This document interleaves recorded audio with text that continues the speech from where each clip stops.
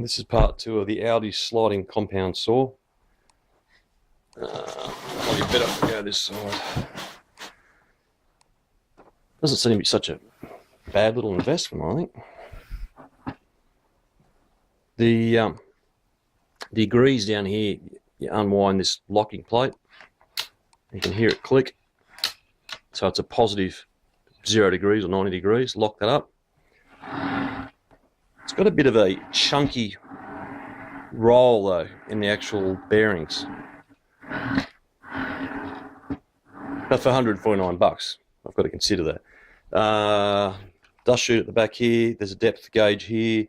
The blade is 216 mils.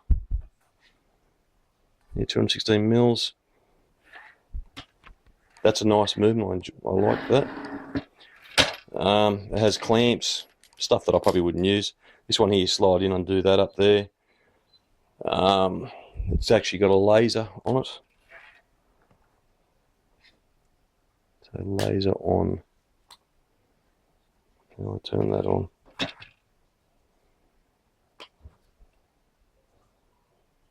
And there's something happening.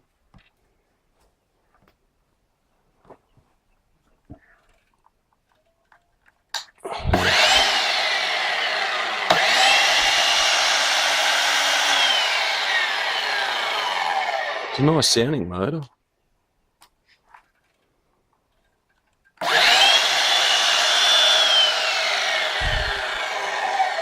What's that say there? Oh, it's a spindle lock. Okay. The laser's up in here. Oh, so it's got left or right-handed safety lock. That's not bad. But you can actually lock off the sliding compound part if you just want to drop. So there's a nut just at the back there. Do that up. Yeah, for 149 bucks, it's a lot of machine for the money. Very happy with that.